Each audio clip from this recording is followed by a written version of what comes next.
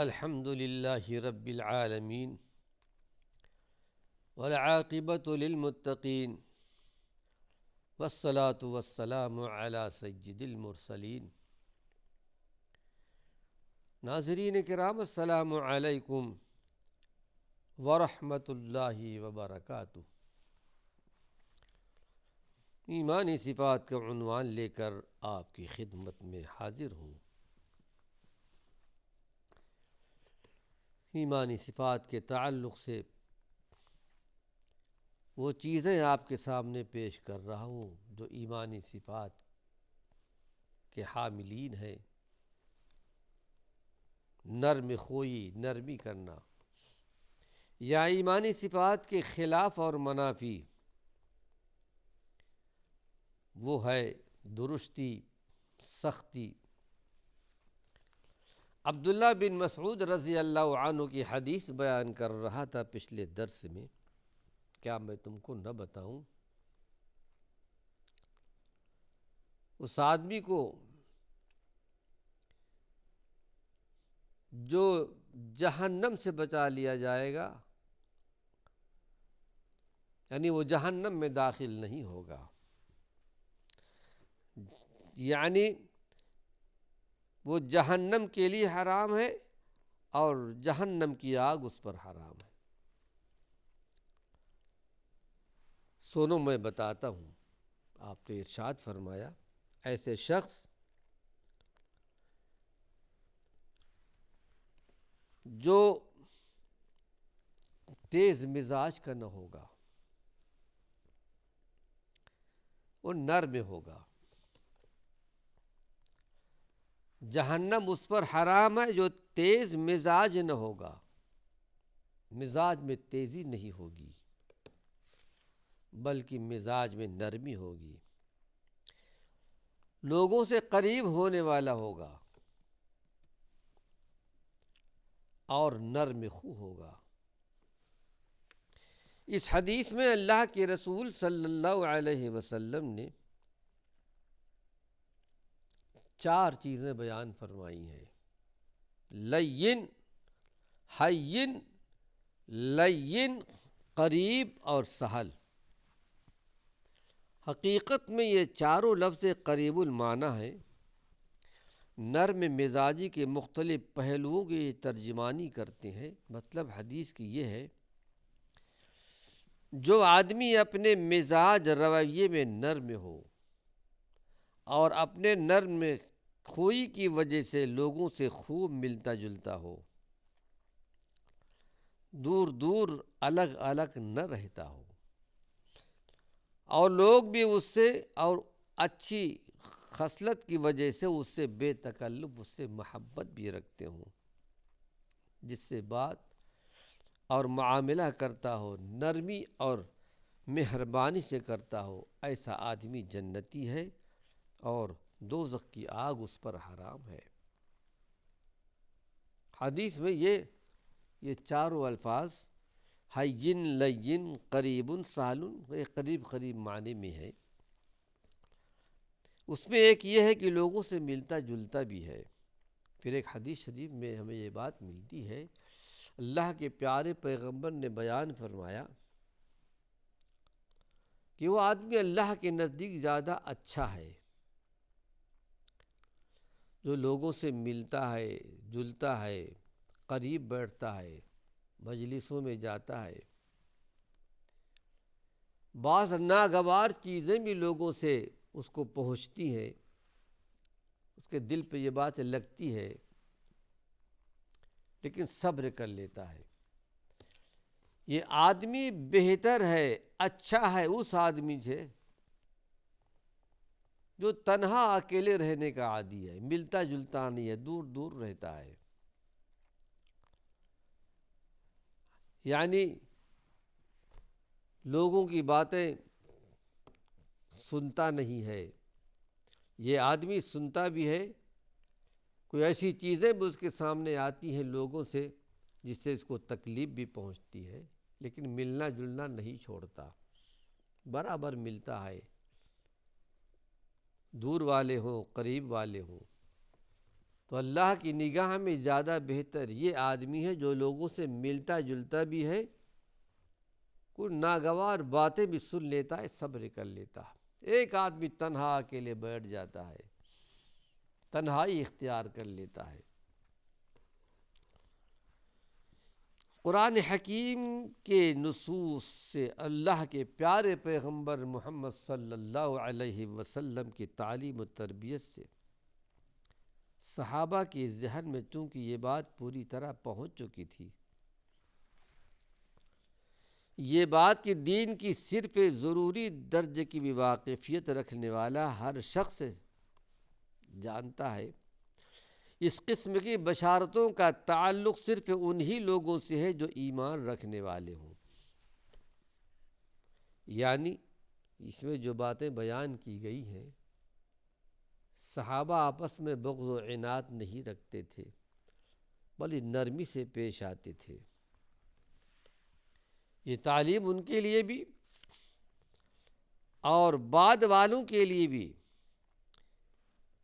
لیکن ذہنوں میں یہ شرط ضرور رہے کہ ایک مسلمہ ایمانی حقیقت ہے کہ ایمان کے بغیر اللہ کے یہاں اعمال اور اخلاق کی کوئی قیمت نہیں ہے۔ ایمان اور توحید اور فرائض پر عمل بھی ہو، اس کے بغیر ایک آدمی بہت نرم ہے، بہت زیادہ نرم ہے، بڑی نیکیاں کرتا ہے، لیکن ایمان سے خالی ہے۔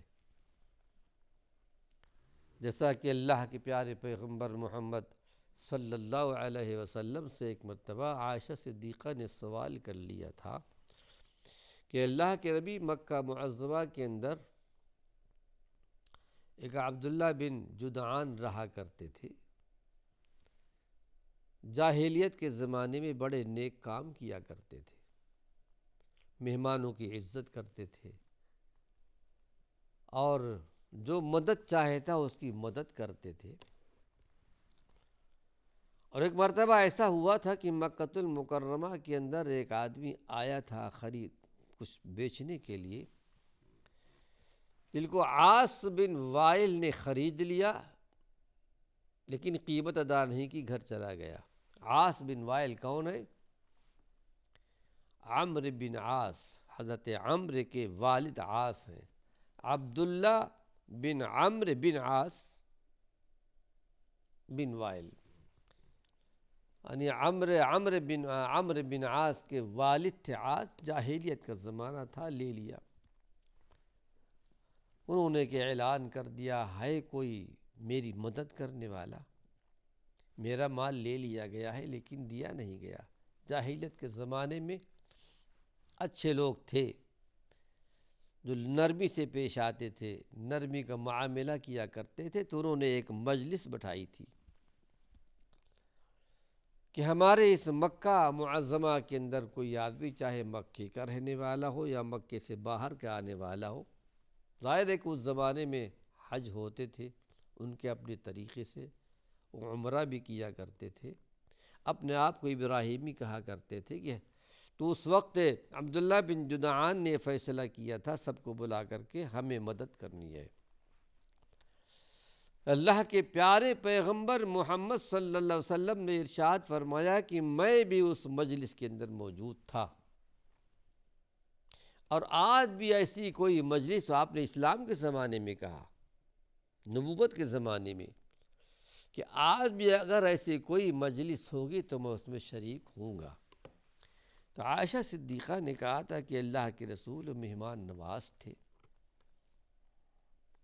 کیا یہ مہمان نوازی ان کو فائدہ پہنچائے گی؟ نیک کام کرتے تھے۔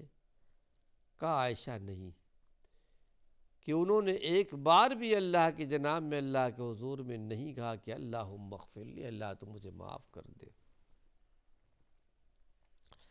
اس سے یہ پتہ چلا کہ ایمان کے بغیر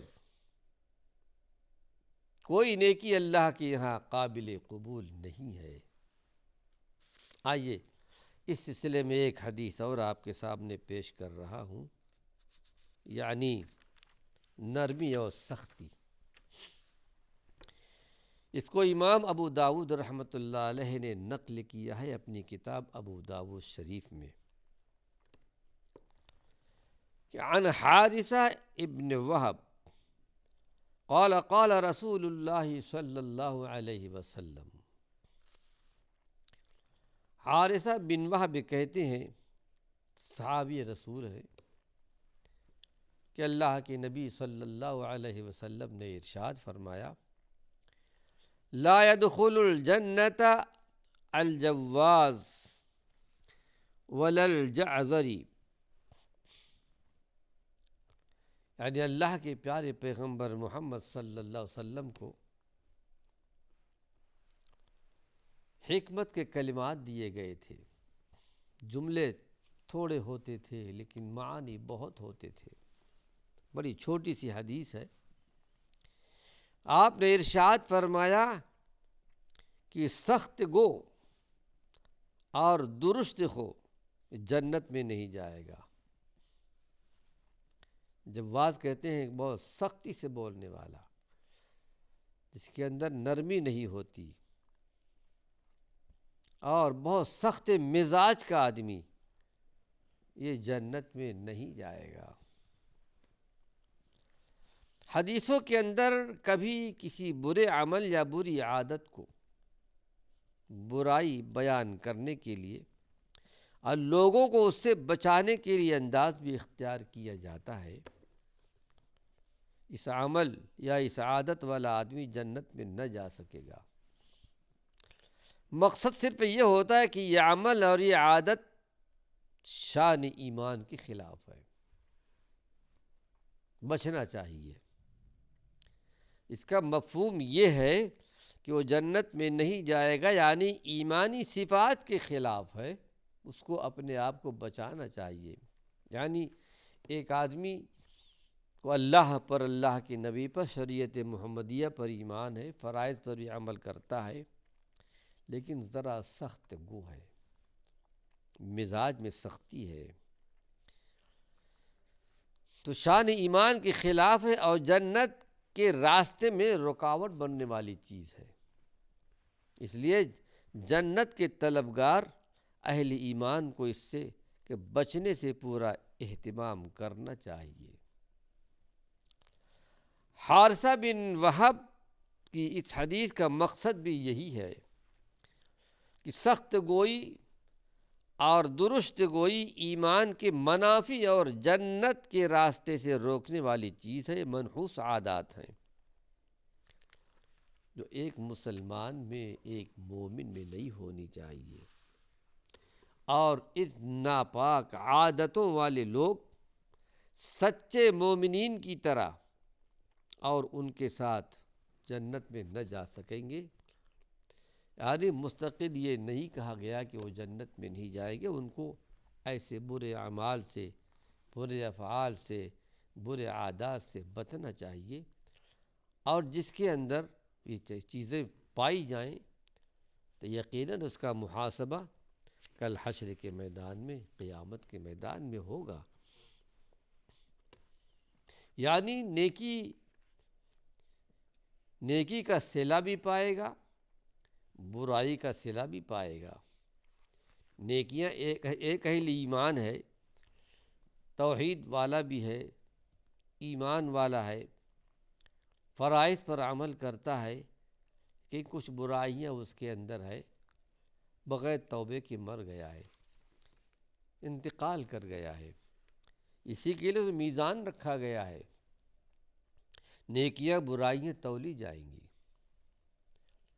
نیکیوں کا اچھا صلہ ملے گا، برائیوں کا برا صلہ ملے گا. آئیے ایک حدیث اور آپ کے سامنے پیش کر رہا ہوں، ابو داؤد شریف کی.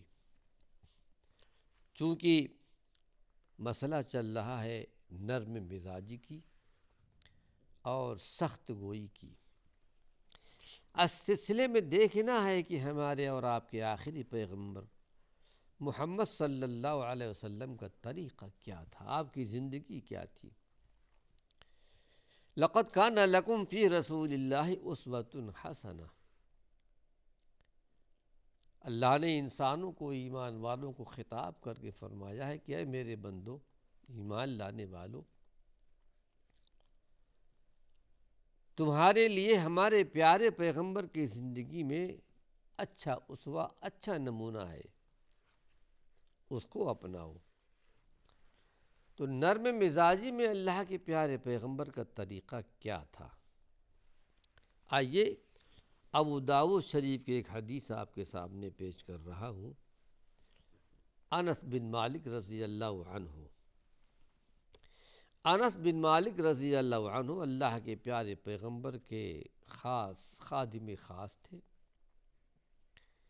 آپ کی والدہ نے، باپ کا انتقال ہو چکا تھا یا غالباً شہید ہو چکے تھے، اللہ کے پیارے پیغمبر کی خدمت میں دے دیا تھا۔ آپ کے ساتھ رہتے تھے، سفر میں حضر میں خدمت کیا کرتے تھے۔ اس وقت جن کو عمر جب آپ کے پاس آئے تو 10 سال کی تھی۔ لیکن ہی انس بن مالک رضی اللہ عنہ کے بارے میں اللہ کے نبی نے ایک دعا کر دی تھی، اے اللہ انس بن مالک کے مال میں، دولت میں اور ان کے اولاد میں برکت عطا فرما۔ اسلامی بڑی اور لمبی عمر اللہ نے ان کو دی تھی۔ انہوں نے اپنی زندگی میں کہا کرتے تھے کہ اس وقت میری اولاد میں، کچھ اولاد میں، بچوں میں، بچیوں میں، پوتے پوتیاں، نواسے نواسیاں ملا کر کے تقریباً 100 تھے۔ اللہ نے ان کی دعا قبول فرما لی تھی۔ اللہ کے پیارے پیغمبر کی دعا تھی۔ قرآن حکیم میں کہا گیا کہ اے لوگو، میرے بندو،